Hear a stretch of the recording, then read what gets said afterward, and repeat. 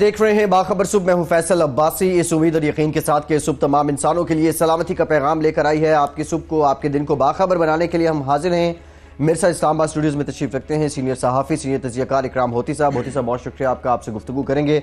उनके साथ ही साथ तशरीफ फरमा है सीनियर कॉरेस्पॉन्डेंट 92 न्यूज़ तजियाकार सुहेल इकबाल भट्टी साहब। भट्टी साहब, आपका भी शुक्रिया, आपसे भी गुफ्तगू करेंगे। इस्लामाबाद स्टूडियो में हमें 92 न्यूज़ के नुमाइंदे जहांगीर मिनहास साहब ने भी ज्वाइन किया है। जहांगीर साहब, आपका भी शुक्रिया, आपसे भी गुफ्तगू करेंगे। दीगर शहरों से भी हमारे नुमाइंदगान हमें ज्वाइन करेंगे, उनसे भी खबरें लेने की हम कोशिश करेंगे।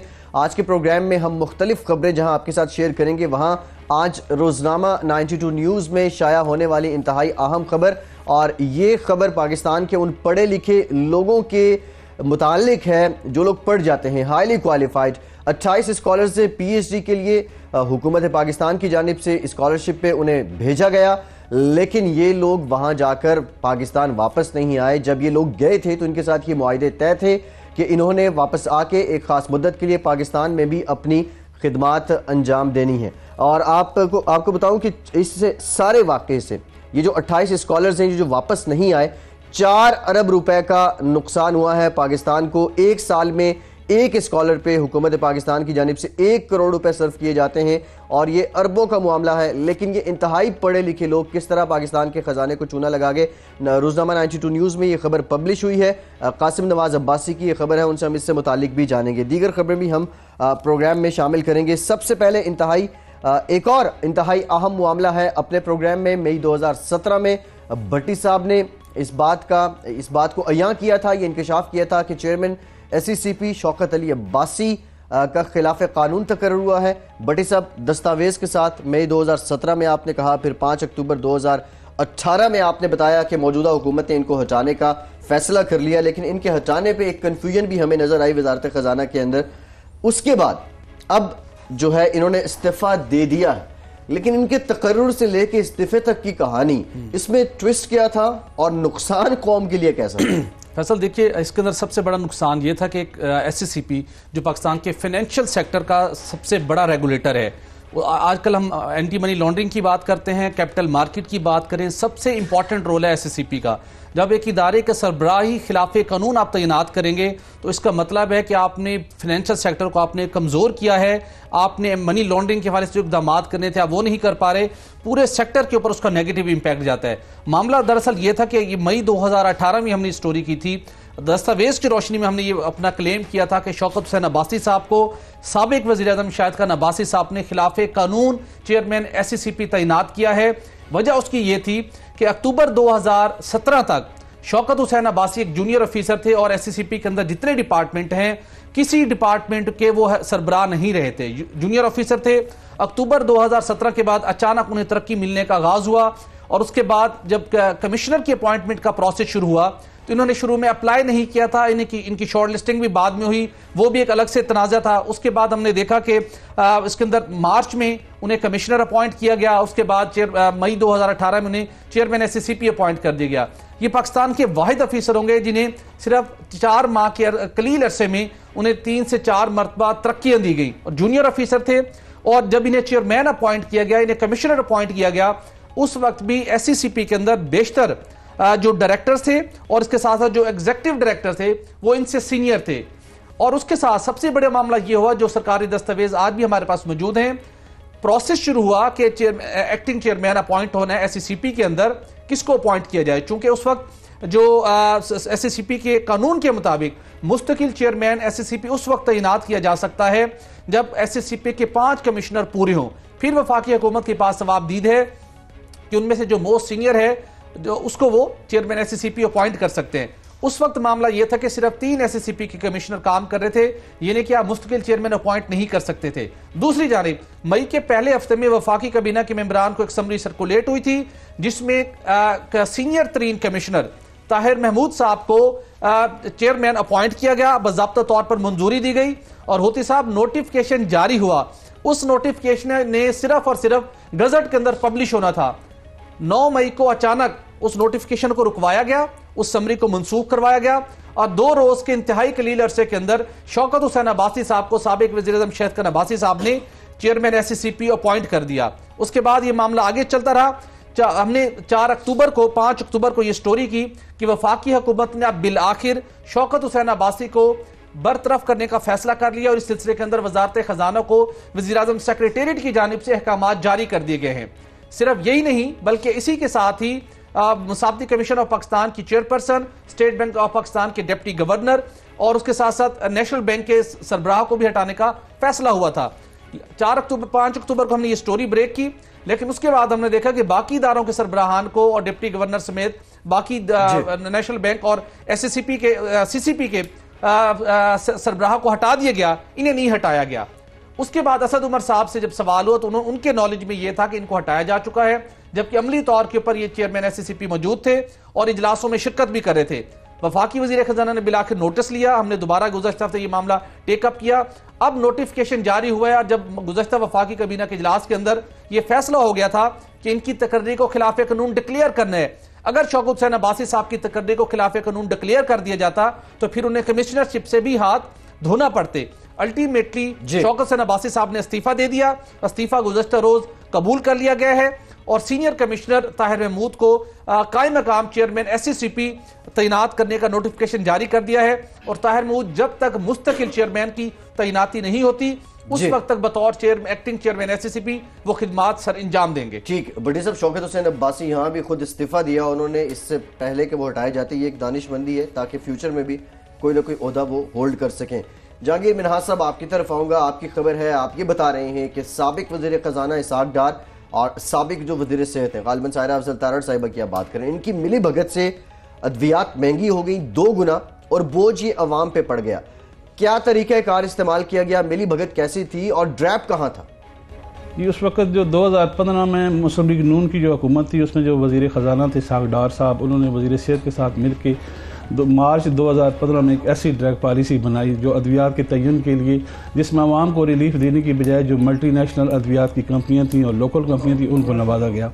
ये एक ऐसी पॉलिसी है जो पूरी दुनिया में नहीं है, ड्रग की जो अद्वियात की जो कीमतों के तयन के हवाले से है। इसमें उन्होंने ये कहा कि जो महंगाई का तनासब होगा हर साल उसके हाफ यानी 50% जितनी भी महंगाई होगी उसका जो तनासब होगा उसका 50% जो अद्वियात की कीमतें हैं वो ये मल्टीनेशनल और नेशनल कंपनियाँ आज खुद बढ़ा लेंगी। उसका नुकसान ये हुआ कि जो ड्रैब जो एक इदारा बनाया गया अद्वियात के म्यार को तयन के लिए और अद्वियात के जो उनका ज़ैदुल मियाद और नाक़िस अद्वियात की जो मॉनिटरिंग के लिए बनाया गया था वो गैर फ़ाल होकर रह गया। फिर दूसरा उन्होंने जुल्म ये किया इसहाक डार साहब ने और वज़ीर सेहत ने कि वहाँ पे एक ऐसा CEO लगा दिया जो खुद एक मल्टीनेशनल कंपनी में डायरेक्टर भी था और शेयर होल्डर भी था। असलम अगवानी साहब यहाँ पे आ गए, CEO बन गए और उन्होंने सारा फोकस जो है वो अद्वियात की जो फार्मास्यूटिकल कंपनी जो ये सनत थी उसको नवाजने पे रखा, जबकि आम लोग गरीब लोग उनको जो उनकी फेवर के लिए उनके रिलीफ के लिए कोई उनको ऐसा इंसेंटिव नहीं दिया गया जिससे पाकिस्तान में अद्वियात की कीमतें कम होती। अब ये जो 2015 की पॉलिसी है ये इस तरह की पॉलिसी है कि हर साल अब डॉलर की कीमत बढ़ रही है, आलमी मार्केट में जो महंगाई बढ़ रही है उसकी 50% ये कंपनियां खुद बढ़ा रही हैं और ड्रैप जो इनकी जो मॉनिटरिंग के लिए जो इदारा है उसके जो अफसरान हैं वो 15 साल से वो अफसरान वो बरजमान है जिनमें director registration, director pricing, director licensing जो अवाम को रिलीफ देने की बजाय उनके मशीर बने हुए हैं उन कंपनियों के। और ये कीमतें जो हैं ये पाकिस्तान में जो 60 रुपये की दवा है इस वक्त मार्केट में वो 700 रुपये में बिक रही है जो 60 रुपये में बनती है। इसी तरह जो बच्चों के सिरप हैं, कफ सिरप हैं, कोल्ड सिरप हैं जिन पे लागत 20 से 25 रुपये आती है वो पाकिस्तान में इस वक्त 150 रुपये में बिक रहे हैं। और ये जो वजारत सेहत का ड्रैप था, ये जो इदारा बनाया गया था, ये सफ़ेद हाथी बन गया, इन्होंने खूब दिहाड़ी लगाई, इसमें वज़ीर सेहत ने अपने रिश्तेदारों को भर्ती किया और ये इंडस्ट्री तो फ्लोरिश कर गई, लेकिन गरीब लोग जो अस्पतालों में मरीज़ थे, जो जिन्हें दवाई की ज़रूरत थी और जिन्हें सस्ती अद्वियात के लिए जो रिलीफ मिलना था वो नहीं दिया गया। जहांगीर मिन्हाज साहब, गुज़श्ता 2 माह के दौरान 750 से ज़्यादा अद्वियात की कीमतों में इजाफा किया गया। ड्रैप का कोई चेक एंड बैलेंस नहीं है। ये अद्वियात की कीमतों में अब जो खुद ये इजाफा कर रहे हैं एक पॉलिसी की आड़ के अंदर, कामा कमेटी के अंदर ये मामला आया और कहा गया कि वो अद्वियात जो 50 रुपए की होनी चाहिए वो 300 रुपए की मिल रही है, कोई पूछने वाला नहीं है। अब दोबारा से 2 रोज कबल दोबारा ये मुतालबा किया गया कि डॉलर की कीमत कदर में इजाफा हुआ है, अद्वियात की कीमतों में भी हमने इजाफा करना है। तो ड्रैप ने इनके ऊपर चेक एंड बैलेंस रखना है, इनको मॉनिटर करना है, लेकिन ड्रैप इस हवाले से मौसर रोल प्ले करने में नाकाम रही है। एक अद्वियात की डॉलर की बुनियाद के ऊपर भी आप कीमत में इजाफा कर रहे हैं और वो मेडिसिन जिसकी कीमत 50 रुपए होनी चाहिए वो मार्केट में 300 रुपए की बिक रही है। तो अगर ड्रैप एक्शन नहीं लेता तो फिर कौन सा और इदारा है जो इसके खिलाफ कार्रवाई कर सकता है? देखिए, इसमें एक बड़ा अलमिया ये भी है कि पाकिस्तान में तकरीबन 700 फैक्ट्रियाँ जो फार्मास्यूटिकल कंपनी हैं और 80,000 से ज़्यादा अद्वियात रजिस्टर्ड है। इनको लुक आफ्टर करने के लिए, इन अद्वियात के म्यार को चेक करने के लिए टोटल 14 ड्रग इंस्पेक्टर अवेलेबल हैं। फिर हमारी वो जो लैब हैं, जो अद्वियात जो नाकस होती है, जिस पर कोई शक गुजरता है, उसका वो म्यार ही नहीं है, आलमी म्यार की वो लैब ही नहीं है कि जिसमें किसी दवा को जाके चेक किया जा सके। इसी तरह हमारी जो दवा का अद्वियात का रजिस्ट्रेशन का निज़ाम है वो इस हद तक नाकस है कि हमारी एक्सपोर्ट जो है वो बिल्कुल ख़त्म हो गई है दवा की, क्योंकि वो हमारी उस दवा को शक की निगाह से देखते हैं कि इसमें वो जो रिक्वायर्ड चीज़ें होती हैं, जो एक फार्मूला होता है जिसमें आप ड्रग कोर्ट में जाके चैलेंज कर सकते हैं, वो केसेस ही नहीं है। अगर आप ड्रग कोर्ट्स में जो केस रेफर हुए हैं उनका जायज़ा लें तो वहाँ पे जो मालिक्यूल है, जो वो अज्जाए तरकीबी जो इंग्रेडिएंट्स है जिस पे दवा तैयार होती है, वो फार्मूला वहाँ चेक ही नहीं हो पाता, जिसकी वजह से जो कंपनियाँ जो 2 नंबर दवा बना रही हैं उनको भी छूट मिल जाती है। तो पाकिस्तान में ये जो इंडस्ट्री है इसका बहुत ही बुरा सूरत हाल है अवाम और गरीब लोगों के हवाले से, कि जो ड्रैप है, वजारत सेहत है, इनका कोई इदारा इनके चेक और बैलेंस में वो कामयाब नहीं है। अच्छा मिनाज साहब, नया मैकेनिज्म वज़ा करने के लिए क्या करना होगा? क्या किसी लेजिस्लेशन की ज़रूरत है बाकायदा तौर पे, या फिर वजारत कोई ऑर्डिनेंस करे तो ये सारा फैसला रिवर्ट हो सकता है? देखिए, इसमें पहले तो आप एक वज़ीर सेहत या जब आप सेक्रेटरी हेल्थ लगाते हैं तो उसमें ये देखें कि उनको कुछ नौ हो इस शोबे की। माजी में भी अगर देखें तो वो सिर्फ वो कंपनियां जो अद्वियात की नेशनल और मल्टीनेशनल कंपनी हैं वो अपने बंदे को लाने के लिए लॉबिंग करती हैं। अब अलमिया ये है कि उनको पहले 6-7 महीने ब्रीफिंग वही लोग देते हैं जो हर हुकूमत के साथ फिट होते हैं। अभी भी ड्रैप में वही अफसरान हैं जो मुस्लिम लीग नून के दौर में सैराब ताड़ के मशीर थे, और वही डायरेक्टर प्राइजिंग, वही डायरेक्टर लाइसेंसिंग, वही डायरेक्टर रजिस्ट्रेशन जिनका की रोल है। वो अब ये कियानी साहब, जो आमिर कियानी साहब हमारे नए वज़ीर सेहत आए हैं, वो लोग काम करना भी चाहते हैं, उन्होंने घेर लिया है। और इस तरह जो फार्मूला है, विटामिन्स की पॉलिसी है, पाकिस्तान में विटामिन के रजिस्ट्रेशन की कोई पॉलिसी नहीं है। आप देखें तो नौजवानों में जो जुल्म हो रहा है तनसाजी के नाम पे, जो हमारे यहाँ जो सप्लीमेंट आ रहे हैं, जो मार्केट में इतने बड़ी 2 नंबर वो फ़रोख्त हो रहे हैं, उनकी चेक बैलेंस के लिए कोई फार्मूला नहीं है। फिर जो अलमिया ये है कि ड्रग कोर्ट आपके पास लाहौर में है, वहाँ पर ड्रग इंस्पेक्टर खुद पेश हो जाता है और वो मुकमुका कर लेते हैं, उसका कोई रिजल्ट ही नहीं आता। लेकिन मेरे साहब ये भी बताइएगा, कुछ अर्सा कबल एक तरीक़ेकार वज़ा किया गया था कि अद्वियात की क्वालिटी चेक करने के लिए और कोई ज़्यादा कीमत वसूल ना कर सके, हर मेडिसिन के पैक के ऊपर एक मखसूस एक लोगो बनाया जाएगा, उसको स्कैन करके मोबाइल के जरिए से आप उसकी म्याद भी चेक कर सकेंगे और कीमत को भी। वो कब से इंप्लीमेंट होगा? काफ़ी अर्सा गुजर चुका है इस नए मैकेनिज्म को वज़ा किए हुए। वो एक बार कोड की वो इन्होंने दी थी कि बार कोड लगेगा हर दवा पे और उसको स्कैन करके चेक किया जा सकेगा, लेकिन वही प्रॉब्लम है कि वो मल्टीनेशनल कंपनियां और उन कंपनियों से स्पॉन्सर लिया गया जो दवाएं बना रही हैं, तो उन्होंने अपने तौर पे वो उनको एक ऐसी वो दे दिया फार्मूला कि हम खुद इसकी दवा की जो जब एक्सपायर हो जाती है, ज़ैदुल मियाद हो जाती है, तो एक फार्मूला होगा, आवाम चेक कर सकेंगे। अभी भी जो हमारे यहाँ एक बहुत बड़ा प्रॉब्लम है, जो सरकारी अस्पताल में इन कंपनियों की दवाएँ दी जाती हैं उसमें मार्जिन एक्सपायरी का 3 माह का होता है और वो आम आदमी को पता नहीं चलता, वो सस्ती दामों खरीद लेते हैं और ज़ैदुल मियाद अद्वियात जो नाकस अद्वियात होती हैं, स्पोरियस ड्रग, वो भी मिल जाती हैं और फिर वो कंपनियां मुकमुका करके ऐसी दवा दे जाती हैं जो मुतबादल के तौर पे मरीजों को थमा दी जाती है। ठीक, बहुत शुक्रिया जहांगीर मिनाज साहब, आप हमारे साथ मौजूद थे।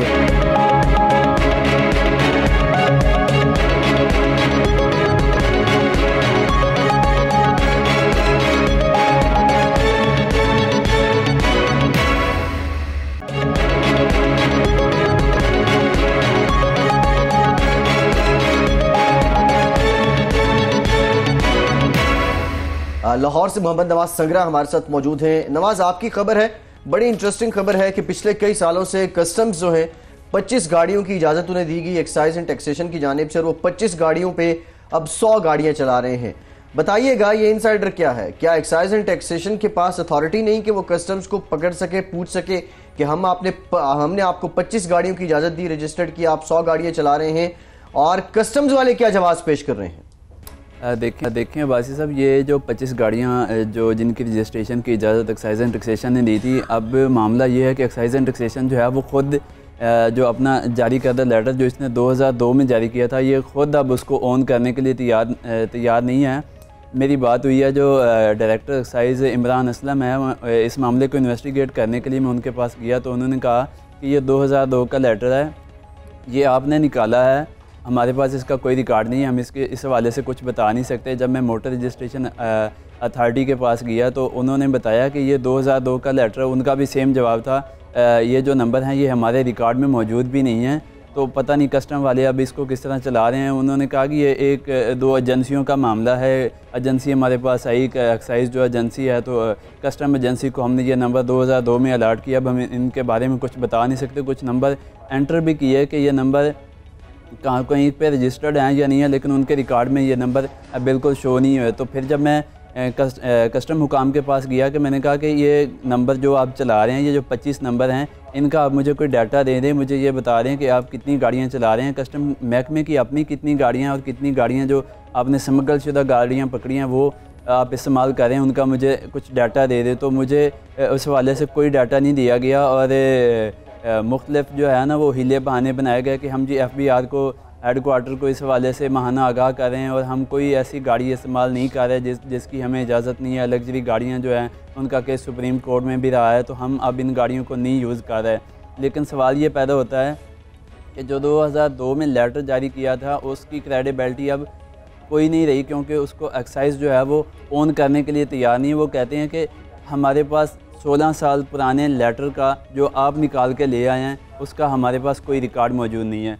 जबकि कस्टम वाले जो हैं वो इन गाड़ियों को ये पता चला है कि ये जो 25 नंबर हैं ये 100 से ज़ायद गाड़ियों को ये सेम नंबर लगा के ये वो 100 से ज़ायद गाड़ियाँ जो हैं वो चलाई जा रही हैं। और जब भी कहीं पे ज़रूरत पड़ती है तो वो जो एक लेटर है जो मोटर रजिस्ट्रेशन अथॉरिटी की तरफ से जारी किया गया, वो तमाम गाड़ियों में उसकी कॉपी करवा के रखी गई है। और जब कहीं पे दिखाने की ज़रूरत आती है तो ये जो कस्टम हुकाम है ये सामने कर देते हैं कि जनाब ये देखें ये गाड़ियाँ जो हैं ये हमें अलाउ है वहाँ पे एक्साइज से और हम इनको इस्तेमाल कर रहे हैं। दूसरी तरफ ये जो गाड़ियाँ हैं इनका कुछ गाड़ियाँ जो हैं उनके लिमिटेड यूज़ की इजाज़त है, वो भी ख़त व किताबत लेटरबाजी है। इसके लिए भी कोई बाकायदा कानून साजी पाकिस्तान में मौजूद नहीं है कि जो स्मगल गाड़ियाँ हैं उनका हमने क्या करना है। जबकि दुनिया में ये है कि जो स्मगल गाड़ियाँ आती हैं किसी भी मुल्क में उनको क्रश कर दिया जाता है, लेकिन पाकिस्तान में इन गाड़ियों को क्रश तो क्या इस्तेमाल किया जा रहा है और इस्तेमाल जो है वो ऑफिशियल तो क्या। अच्छा नवाज सगदा साहब ये बताइएगा कि एक ECC से पॉलिसी तो इन्होंने मंजूर करवा रखी है कि जो स्मगलिंग के दौरान गाड़ियां पकड़ी जाती हैं जिनके जो कट एंड वेल्ड जिन्हें डिक्लेयर किया जाता है, जिनका टेम्पर्ड किया जाता है, जिनके चेसिस नंबर को, और ये मजाज हैं कस्टम अफसरान उन गाड़ियों को इस्तेमाल करने के। लेकिन सुप्रीम कोर्ट ऑफ पाकिस्तान ने जब ये मामला टेकअप किया था तो चेयरमैन FBI की हिदायत के ऊपर ऐसी तमाम गाड़ियों को मुतलका वेयर हाउस में पार्क करने की हिदायत की गई थी। तो इसका मतलब है अब ये गाड़ियां दोबारा से ज़ेर इस्तेमाल हैं। और जो आपने मालूमात हासिल की, ये जो गाड़ियां हैं लग्जरी गाड़ियां, ये सिर्फ कस्टम डिपार्टमेंट के अफसरान के ज़ेर इस्तेमाल हैं। ये इन्होंने कुछ निजी शख्सियात को या किसी दीगर सरकारी इदारों के सरबराहान को भी ये इन गाड़ियों से नवाज रखा है। इसकी कुछ मालूमात आपको हासिल हुई है? बड़ी साहब जैसे कि आपने कहा कि कुछ दीगर इदारों को, बिल्कुल दीगर इदारों के जो अफसरान हैं वो गाड़ियाँ इस्तेमाल कर रहे हैं और उसमें ज़्यादातर एक जो ब्यूरोक्रेसी है ना, इन्होंने अपने जो बैचमेट्स हैं, जो अपने कॉमन फेलोज़ हैं, ये ख़ुद ही उसके लिए ये ख़ुद ही पॉलिसी लेके आते हैं, ख़ुद ही उसके लिए रास्ते बनाते हैं और अपने कॉमन फेलोज़ को ये गाड़ियाँ देते हैं। और ये गाड़ियाँ बिल्कुल उनके पास भी इस्तेमाल हो रही हैं। और वेयर हाउस में जहाँ तक गाड़ियाँ रखने की बात है, कुछ गाड़ियाँ जो हैं इन्होंने लग्जरी जो गाड़ियाँ थी वो वहाँ पे खड़ी की हैं, लेकिन उसके बावजूद भी कुछ गाड़ियों की इनको जो ऑफिशियल यूज़ की इजाज़त थी उसके बावजूद ये उसको पर्सनल यूज़ कर रहे हैं।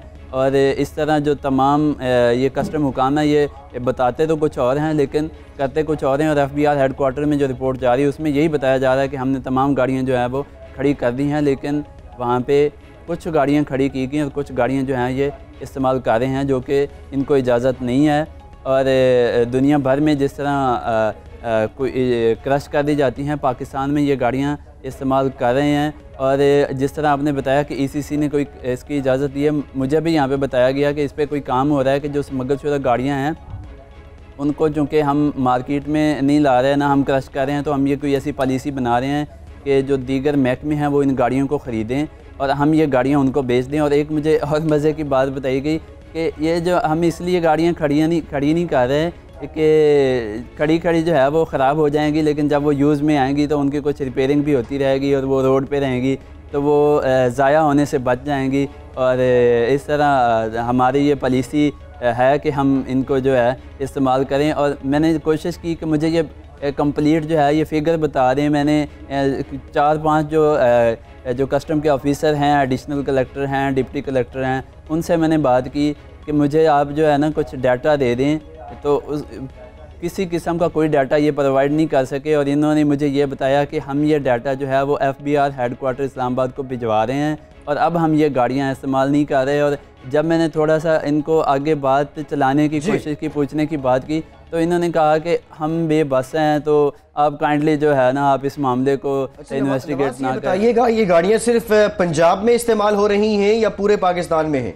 और ये एक्साइज एंड टैक्सेशन सिर्फ पंजाब का मामला है या दीगर सूबों में भी इसी तरह की सूरत हाल है?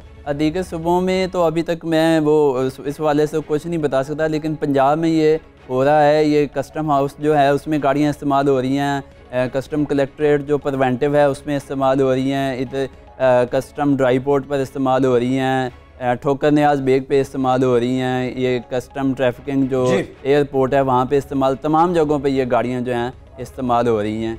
ठीक, बहुत शुक्रिया नवाज संगरा, आप लाहौर से हमारे साथ मौजूद थे। एक ब्रेक के बाद कुछ दीगर खबरें शामिल करते हैं।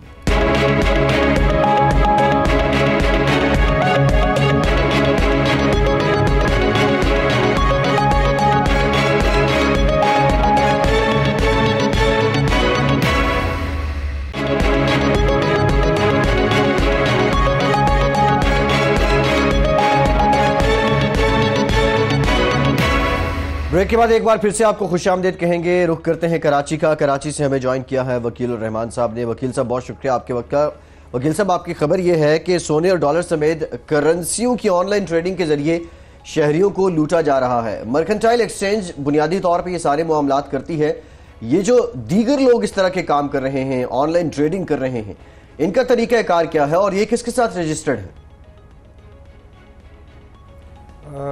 देखें, ये जो जैसे आपने बताया कि पाकिस्तान मर्केंटाइल एक्सचेंज जो है ये एक बाकायदा लीगल प्लेटफॉर्म है जिसके ज़रिए से कराची, जिस तरह स्टॉक एक्सचेंज में शेयर्स की ट्रेडिंग होती है, इस तरह मर्केंटाइल एक्सचेंज में आपके gold, currency, euro, dollar, platinum, फिर इस तरह जो बाकी कमोडिटीज़ हैं, अजनास है, उसकी ऑनलाइन ट्रेडिंग होती है, जिसका एक बाकायदा एक तरीक़ाकार है कि उसके मेंबरान होते हैं जो अपने क्लाइंट्स को ट्रेडिंग करवाते हैं, उनके अकाउंट्स बनाते हैं, उसकी बाकायदा एक फ़ीस होती है, कुछ टैक्सेस हैं उसके हुकूमत की तरफ से।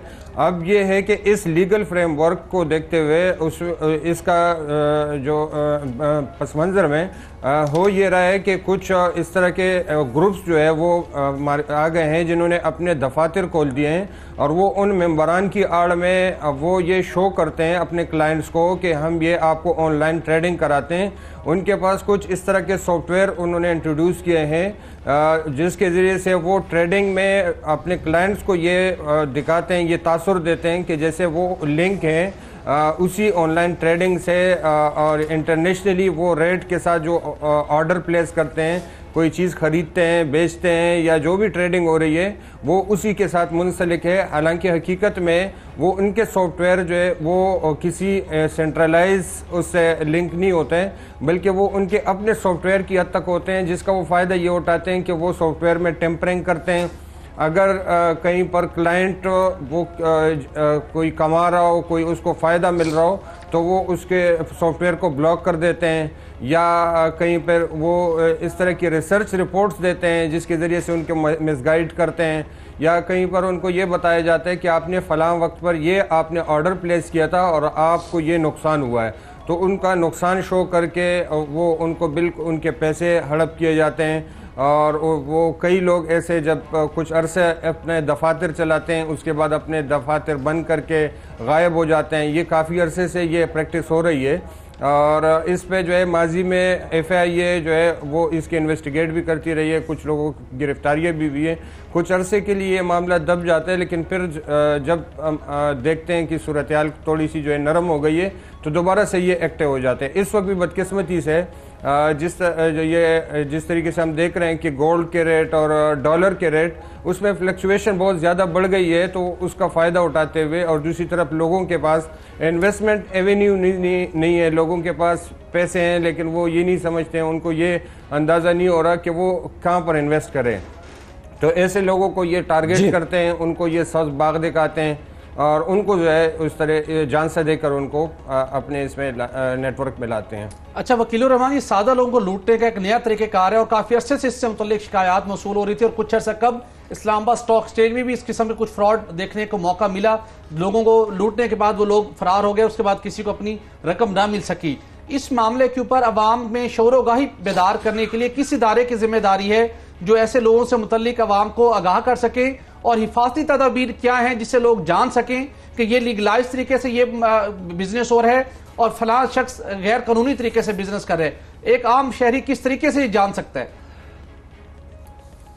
देखिए, इसमें बुनियादी एक तो जिम्मेदारी आपके पाकिस्तान मर्केंटाइल एक्सचेंज की बनती है कि वो अभी तक लोगों को ये इस तरीके से अवेयरनेस नहीं फैला सकें कि अगर कोई लीगल तरीके से अगर वो ट्रेडिंग करना चाहते हैं, ऑनलाइन ट्रेडिंग करना चाहते हैं, तो उसके लिए क्या तरीक़ाकार है, वो किस तरीके से वो वहाँ इन्वेस्ट कर सकते हैं। बहुत सारे लोग, अक्सरियत लोग नहीं जानते हैं कि एक बाकायदा पाकिस्तान स्टॉक एक्सचेंज की तरह एक मर्केंटाइल एक्सचेंज भी है जहां पर आप कमोडिटीज़ की ट्रेडिंग कर सकते हैं। घर बैठे आप ऑनलाइन अपने मोबाइल, कंप्यूटर, लैपटॉप से आप ऑनलाइन ट्रेडिंग कर सकते हैं।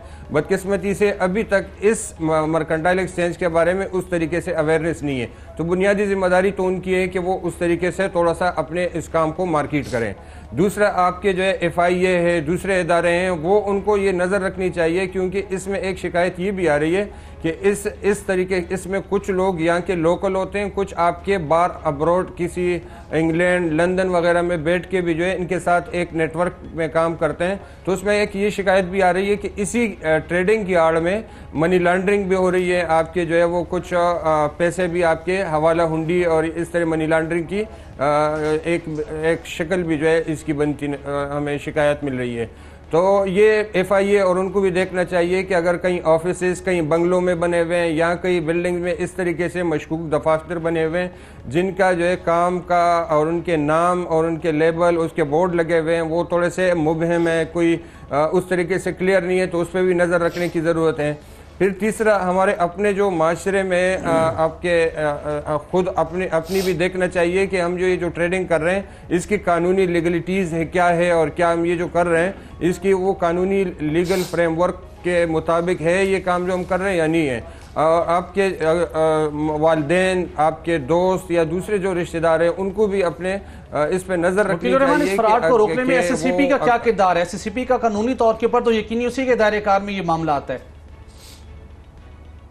बिल्कुल, ये SSCP जो है वो कंपनीज और इसकी ये रेगुलेटरी बॉडी है।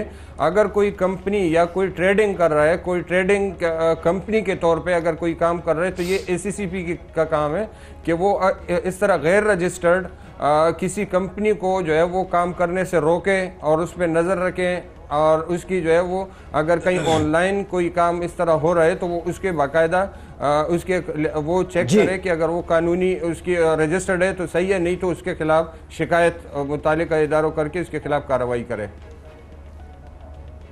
ठीक, बहुत शुक्रिया। वरमान आप कराची से हमारे साथ मौजूद थे और बता रहे थे कि किस तरह ऑनलाइन ट्रेडिंग के जरिए अवाम को झांसा देकर लूटा जा रहा है। इंतहाई अहम मामला। प्रोग्राम के आगाज में भी हमने तज़किरा किया था। रोजनामा 92 न्यूज़ में ये खबर आज पब्लिश भी हुई है। आपको बताएं कि बैरून मुल्क जाने वाले वो लोग, वो स्कॉलर्स जिन्हें PhD के लिए सरकारी खर्च पे भेजा गया, उनमें से 428 ऐसे लोग हैं जो वापस आए ही नहीं हैं। कासिम नवाज अब्बासी की ये स्टोरी है, हमारे स्टूडियोज़ में भी तशरीफ रखते हैं। कासिम, रोजनामा 92 न्यूज़ में भी ये स्टोरी पब्लिश हुई है। मैं चाहूँगा इसकी ज़रा दीगर डिटेल भी दें। ये लोग वापस क्यों नहीं आए? ये तो इनके जो मुआहिदा होता है, जो बॉन्ड साइन करते हैं, उसमें लाजमी है कि इन्होंने वापस आके अपने मुल्क में सर्व करना है। जी बिल्कुल, फैसल बख्श साहब, है तो लाजमी। जाने से पहले जो PhD स्कॉलर से HEC की जानिब से एक हल्फनामा भी लिया जाता है, लेकिन बदकिस्मती ये है कि यहाँ पे ऑलरेडी 500 PhD स्कॉलर्स जो हैं वो गुज़िश्ता 2 साल से सरापा एहतजाज हैं कि नौकरियों के बायस उनको नौकरियाँ नहीं मिल रही। PhD तो वो कर आए, अपने खराजात पे की, कुछ सरकारी खराजात पे भी कर्ज के आए हैं वापस, लेकिन उनको अभी तक किसी भी सरकारी यूनिवर्सिटी में पाकिस्तान में उनको नौकरी नहीं हासिल हो सकी। तो वो लोग इसकी वजह से जो अभी 428 जो लोग हैं PhD स्कॉलर्स हैं वो वापस नहीं आए। सबसे बड़ी वजह तो यही है बेरोज़गारी का डर, जिसकी वजह से उनका बैरून मुमालिक जहाँ जहाँ वो लोग गए, जिन जिन यूनिवर्सिटीज़ में गए, वहीं वो लोग सेटल हो गए, अच्छा रोज़गार भी मिल रहा है। तो बजाय वो उनका मौक़िफ़ ही है कि हम जाए पाकिस्तान वापस आने के, नौकरियाँ ढूंढने के, तो वहीं क्यों ना सेटल हो जाए। अच्छा कासिम, नुकसान कितना है? एक स्कॉलर पे एनुअली कितने पैसे खर्च करती है हुकूमत? जी बिल्कुल भाई साहब, जो PhD स्कॉलर जो होता है, जो स्कॉलरशिप पे बैरून मुल्क जाता है, उसमें एक PhD स्कॉलर पे तकरीबन 90 लाख से 1 करोड़ रुपये के खर्चात आते हैं। जो अब तक जो कुल तादाद है वो 428 हैं जो वापस नहीं आए, और इसके हिसाब से जो बनता है 4 अरब रुपए से भी ज़ायद जो रकम है वो कौमी ख़जाने को नुकसान भरना पड़ चुका है अब इन गुज़िश्ता 8-10 सालों में।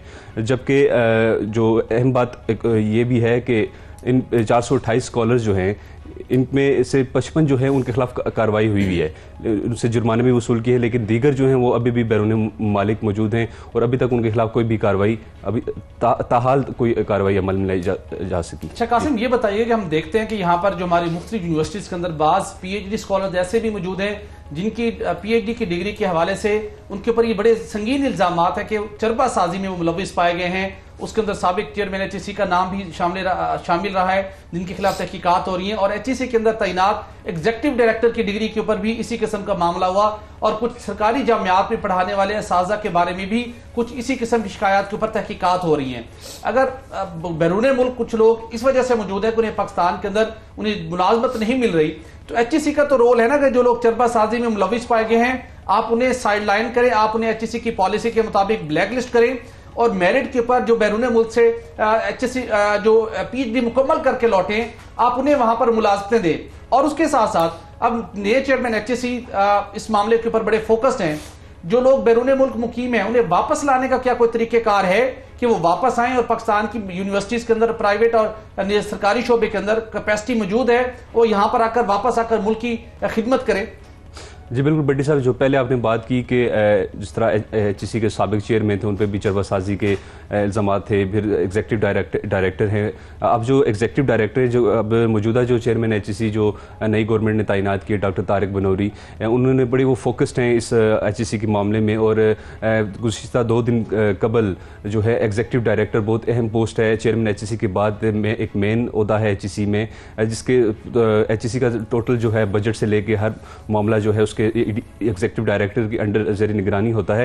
एग्जीक्यूटिव डायरेक्टर से रिज़ाइन ले लिया गया है, और ये 2 दिन कबल की बात है कि एग्जीक्यूटिव डायरेक्टर जो थे वो प्लेजरिज्म में उनका तहकीकात चल रही थी, जिसकी वजह से उनसे ये ओहदा खाली करा लिया गया और एक नए आदमी को एग्जीक्यूटिव डायरेक्टर की जो है वो पोस्ट दे दी गई है। और दूसरी बात आपने कही कि ये जो लोग हैं बैरून मुमालिक PhD कर रहे हैं या जो वापस आ चुके हैं 500 के करीब जो PhD स्कॉलर्स हैं वो पाकिस्तान में जो सरापा एहतजाज हैं, इनमें भी बहुत ऐसे काबिल लोग मौजूद हैं जिनको हम इस तरह के इदारों में तैनात कर सकते हैं। लेकिन बदकिस्मती से साबका दौर हुकूमत में आपको जैसे कि मालूम है कि कोई चेक एंड बैलेंस नहीं था, जो अपनी मर्जी से जो भी। अच्छा कासिम, रोजनामा 92 न्यूज़ में जो आपकी खबर छपी है उसमें आप ये बता रहे हैं कि अब तक 3800 लोग हैं जिन्हें भेजा गया बाहर, जिनमें से जो 500 लोग हैं 500 लोग हैं वो बेरोजगार हैं इस वक्त और वो पाकिस्तान वापस आ चुके हैं।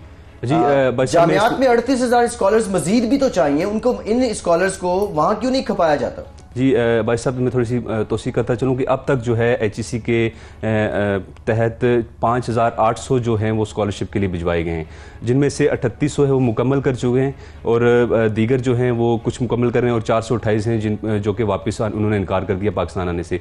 जबकि HEC एक तरफ तो कहता है कि हमें 38,000 2025 के जो गोल्स हैं हमारे हायर एजुकेशन के, उसके लिए हमें 38,000 जो है PhD स्कॉलर्स चाहिए पाकिस्तान में, लेकिन दूसरी तरफ जो 500 स्कॉलर हैं वो PhD वो जो मौजूद है इस मुल्क में और वो मुकम्मल भी कर चुके हैं, वो बेरोज़गार फिर रहे हैं। तो HEC का अभी तक कोई ऐसी कोई हिकमत अमली हमें समझ नहीं आ सकी कि एक तरफ वो कहते हैं 38,000 चाहिए और दूसरी तरफ 500 जो मौजूद हैं वो भी बेरोज़गार फिर रहे हैं। अब जो देखना होगा कि जो नए चेयरमैन HEC हैं डॉक्टर तारिक बनौरी, वो क्या इस हवाले से इकदाम करते हैं, क्योंकि इस हवाले से तो अभी तक उनके अभी कोई भी पैगाम या कोई भी हिदायत अभी तक सामने नहीं आ सकी। बहुत शुक्रिया कासिम नवाज अब्बासी, बहुत शुक्रिया, आप हमारे साथ मौजूद थे।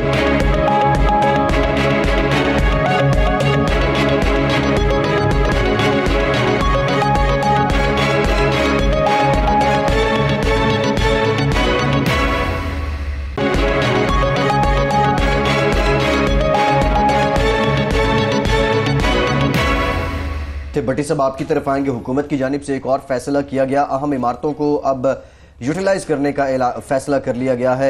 बिलखुसूस भट्टी साहब, आपकी जो स्टोरी है इससे लग रहा है जो सियाहती मकाम है या फिर बहुत इंपॉर्टेंट जगह जहाँ पे अवाम बहुत ज़्यादा तादाद में जाना पसंद करते हैं, वहाँ पे मौजूद इमारतों को अब इस्तेमाल किया जाएगा। किन मकासद के लिए इन इमारतों को इस्तेमाल किया जाएगा और कौन कौन सी जगह हैं जहाँ ये इमारतें कायम?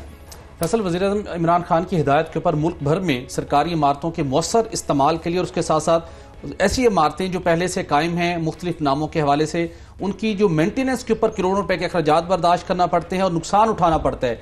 और बहुत सी सरकारी इमारतें ऐसे हैं जिनका कोई ऑब्जेक्टिव नहीं है उनको यूटिलाइज करने का, बस वहां पर उसको एक लग्जरी उसके तौर के ऊपर इस्तेमाल किया जा रहा है, उसके ऊपर कौमी खजाने के ऊपर बोझ बनती हैं।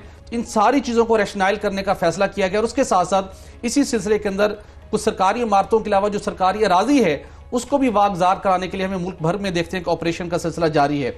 इस हवाले से गुज़श्ता रोज़ एक अहम तरीन इजलास हुआ वज़ीर-ए-आज़म हाउस में, जिसके अंदर ना सिर्फ मुख्तलिफ वजारतों के सेक्रेटरीज ने शिरकत की, वज़रा ने शिरकत की, बल्कि चीफ सेक्रेटरीज के खैबर पख्तूनख्वा, पंजाब और सिंध ने भी शिरकत की।